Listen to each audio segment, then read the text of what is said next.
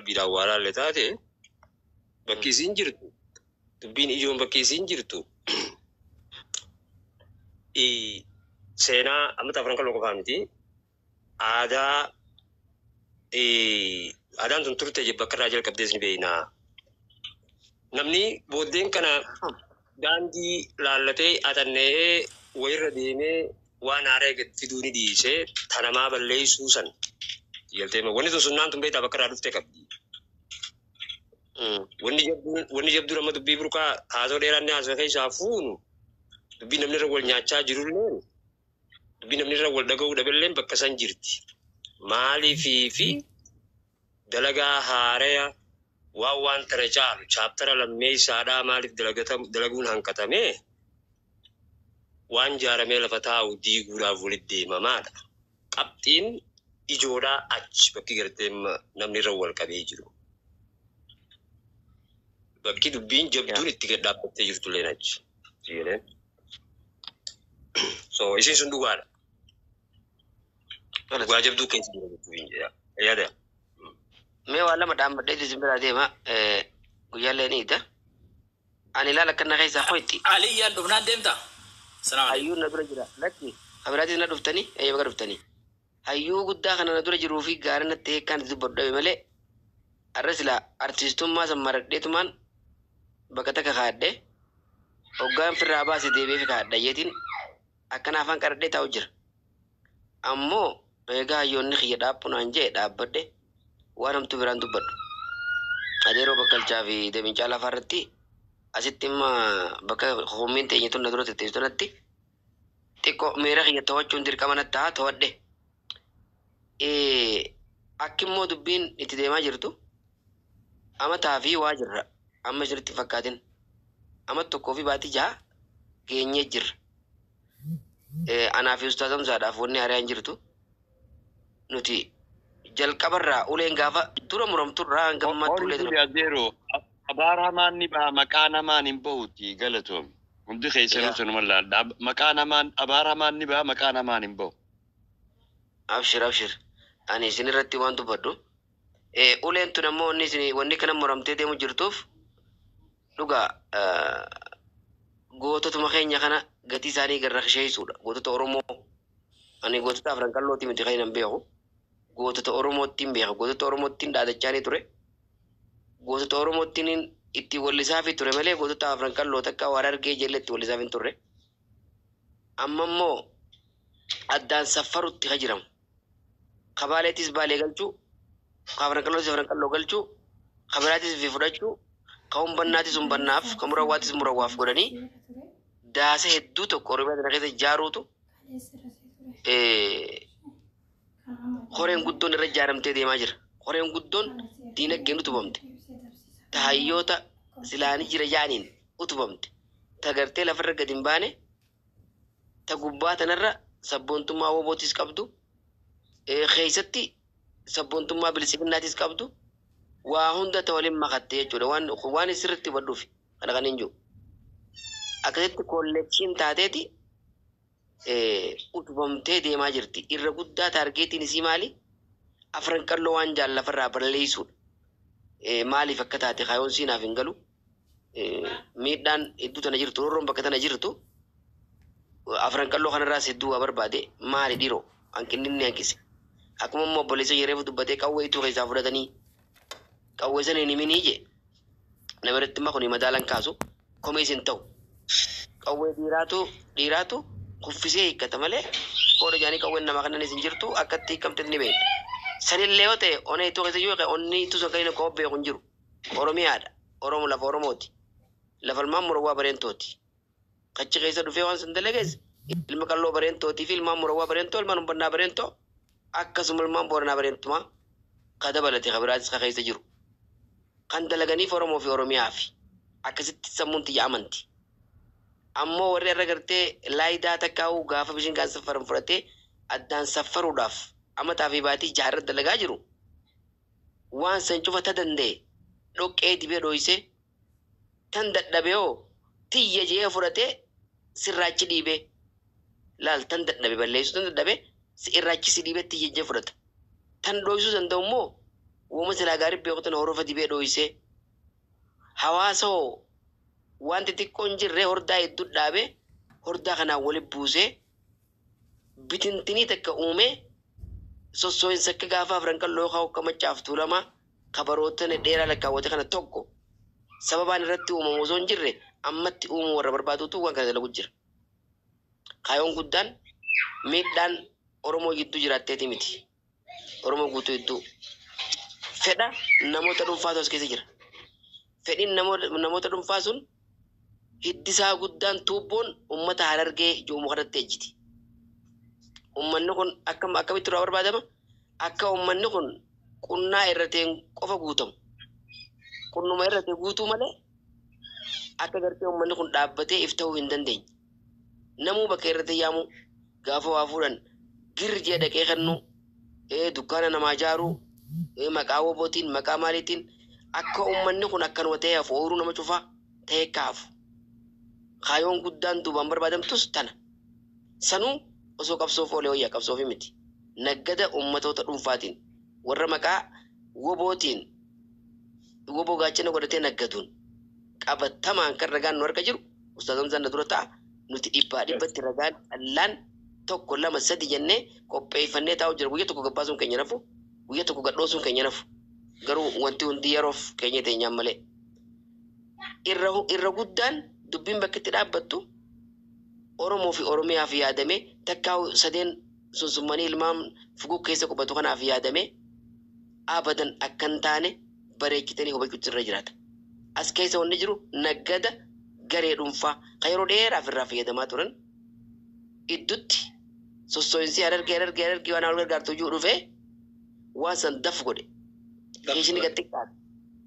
Kishini gattiqqaannaan eeyisaa waan kana dhooyinaa afaanii baafatanii jecha lamaan isin diina bakka naaf usta zamzaan waatu jira jennee waa barbaadaa turretti sila araaraa fi maal jennee kadhachaa turretti jecha lamaan isin diinaa waan takkan fiddanii nuun ja'amee walitti dhaadannee haala saniin addaan baanee wanni sun ichirraa qabatee hangam adeemu jira jechuudha. Amma immoo bakki deemaa jiru sadarkaa Oromoo guutuu hawaasa gartee baa Oromiyaa kanatti ijaas deebisu keessattuu ilmaan qal'oo kanatti ijaas deebisu seenaa isaanii bibittinneessuu taan balleessuu gootuwwan isaanii rakisheessuu akkuma reefu faraan dubbate qabsoo isaanii harka gabbuusuu gootota isaanii hojiin isaa isaan caaltu ka beekan hojiin isaa amaararra caaltu ka beekan gatii isaa gad xiqqeessuu Kaalib Birraa akka Abbaba Biqilaa kareefu dubbate beekaa jechuudha. Waan santu Oromootarraa Oromoota irratti deemaa jira.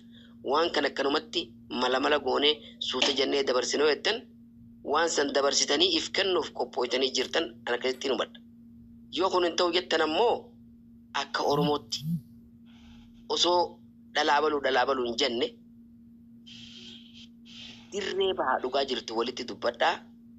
Namoonni kun namoota naggada mataa isaaniitiif deemu gariin faa warra ammatti makamuu deemu ka duraanuu keessan turin haareetti biddeen abjuu ka ganaa harkachuu deemuuf Oromoo diiguuf deemu waan ta'aniif tokkummaa yoo dura dhaabbattanii waan kana ka dhorkitan ta'e akkitti waan gandaa dubbanuun ni dhaabbata.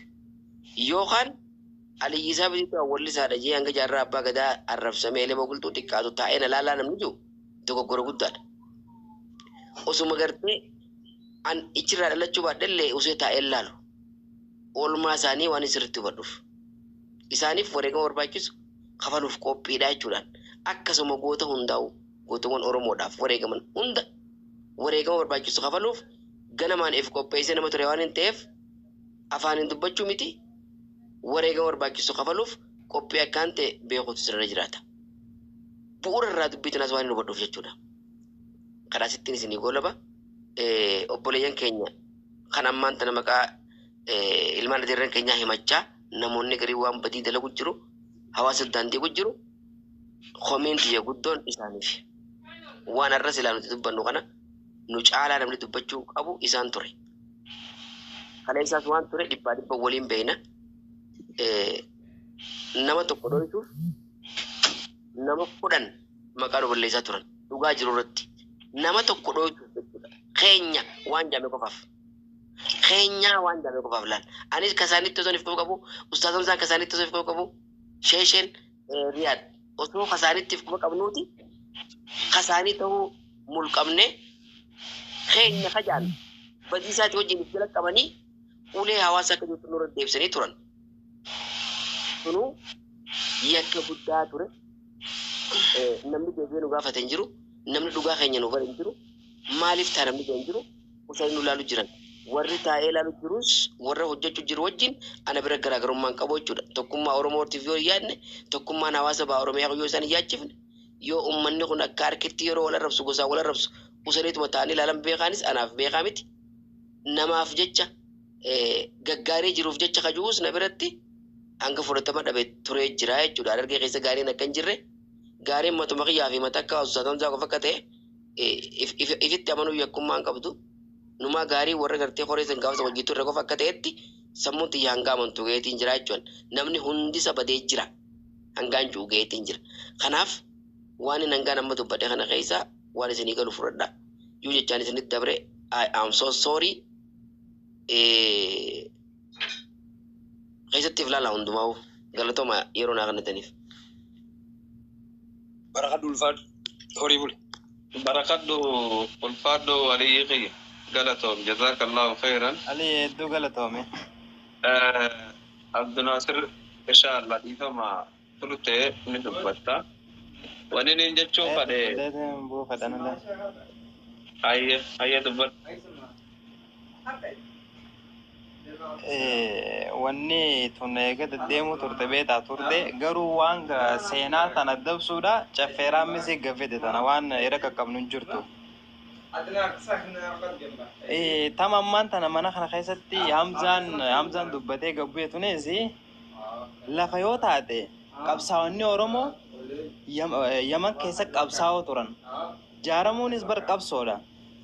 Bakka irra gatteenye maasoo jirtunis qabsoodha lafa namaati tunis. Lafti qabsaa'oo namoon gootu garuu tan irraa dubbachuu jirru seenaadha. Seenaa maadabaadha malee. Seegalee sun akkasii deebi'ee amma caffee raammes waan kana kagaffete caffee raammes. Caffee raammes. Dheengadda algadda kan inni waan kana dura fide. Qawwee tana namni dhukaasee ilmaan baaleetii jechuu ture. Seenaa dabee jira ilmaan baalee kaanii seenaa tana deeffachuu qabanii je. Seenaa caffee raammis kun osoo beeka jennee nuti yaannu inni waan akkanaa tana haasa'uun maaliif barbaachiseen kanammoo namni nu akka gartee inni jibba qabu jibba keenya akka qabu keessaa jibba afran qalloo akka qabu namni ni beeka. Duraaniif afran qalloo osoo jee dirreen baafateen ilmaan 12 alaa qofarra duuluu ture caffee raammis. Ilmaan qalloo dhiiseeti ilmaan 12 alaa qofarra duuluu ture dhugaadha tun maaliifi waan harko turrees min zaman ilmaan 12 alaa egaa inni qabatee deemu ture. Ammoo ilmaan afran qalloo adda ba'uu didanii utu tokko jaanii yaa'uu waan turaniif deebi'ee ilmaan afran qalloo fudhate.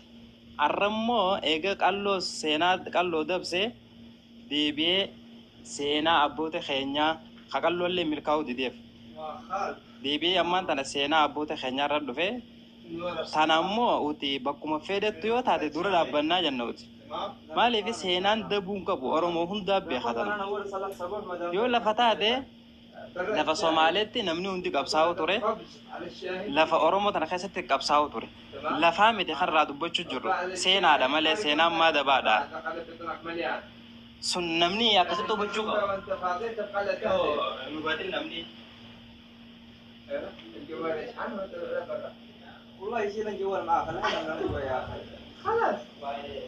Okay, galatoom Abdunasir khiyar. Meertuna goran me meetko de galatoom waan bareeda jette. Yoo lafa taate lafa Yamanis deine Dimashqis deine Suuriyaas deine dubbiin lafaa miti. Dubbiin lafaa miti Abdunasir chofenarra meetko de.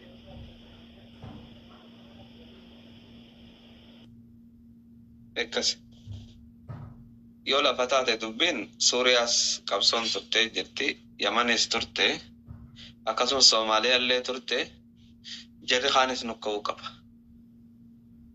Walii galee Suuriyaan faanis nukka'uu qabdi seenaa teenya dho'issitanii jette. Yoo dubbiin akkas taate. Sanii miti dubbiin jara keenya laal dubbiin ifa baate seenaan qalamni seenaa rahmata namaan godhu jira.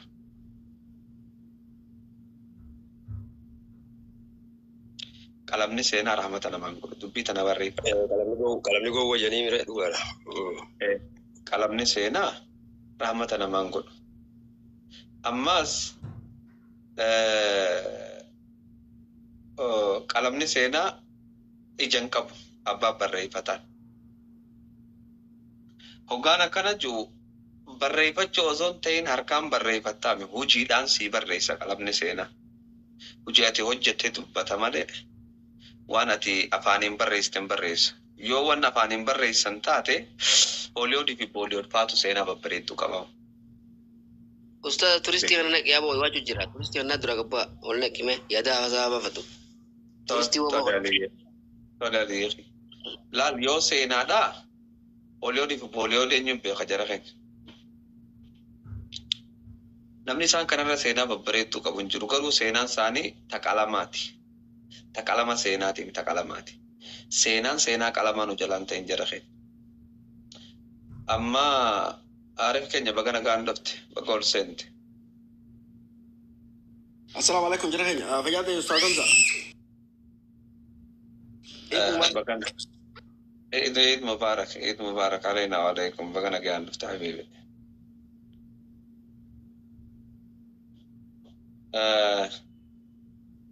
Arif keenya akkuma guyyaa dhiyoo tartiibaa fi kabajaaf jaalalaanaa so'inetti seenaa Adeeroo Naasir Khaliil nuu kanne san dhume.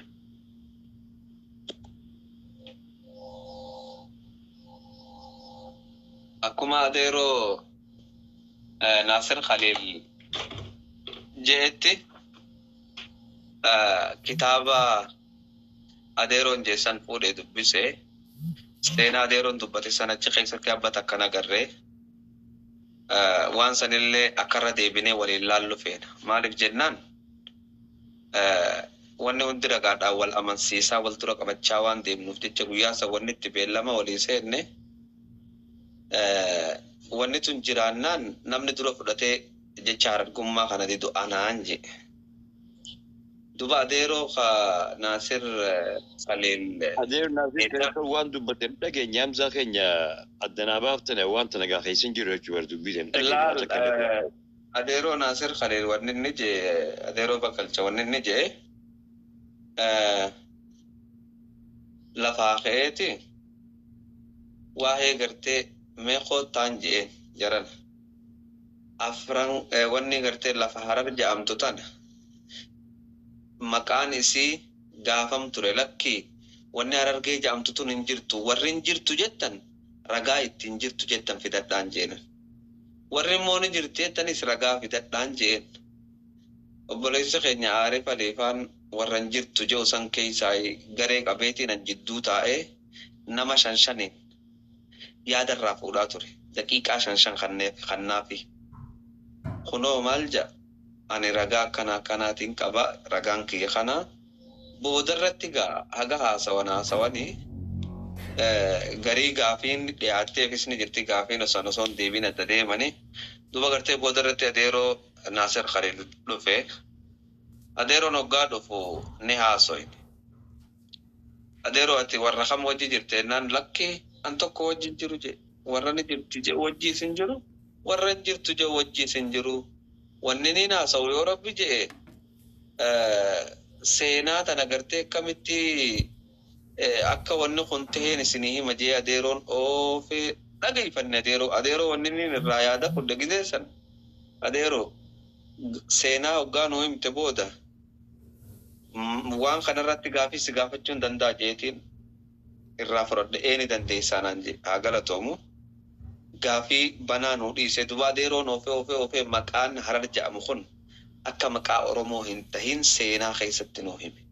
Gaafa nuu himu gaana mala kiyyarraa seenaa san burqaa fi bakka isiidhaa waan hin baruu fadhuuf adeeroon hin gaafadhe. Burqaan seenaa tanaa eeysaa yookaanuu gartee eeysarraa hi adeeroo waan kana harkannaa ennaan kitaaba maqaa naa himijeetiin akkasi kitaaba maqaa irraa katabadhee boqonnaa kitaaballee gaafannaan adeeroon ani boqonnaa yaadadhuun an jechiin akkasi fudhadhee duba gartee deemee kitaaba san dubbise. Walii galee kitaaba san hoggaan dubbisu adeeroo bakka alcha dubbii irraan sii deemuu jira. Kitaaba san hoggaan dubbisu kitaaba san watiin dhufneefin muut godhe. Yes. Kitaaba san hoggaan dubbisu waan adeeroo Naasir Khaliil je'e takkumaa hawiraan agarra. Kitaabni booliyooma lama gurguddaadha. Kitaaba san keessaa wahuma takkaan dhabe. Kitaabni san waa'ee Zeylaatii fi akkaataa itti Soomaaleen jiraachuu turte, akkaataa itti gartee Zeylaarraa gama Harar dhufan, Hararumaa gartee Harar je'eeti yaamuu ture.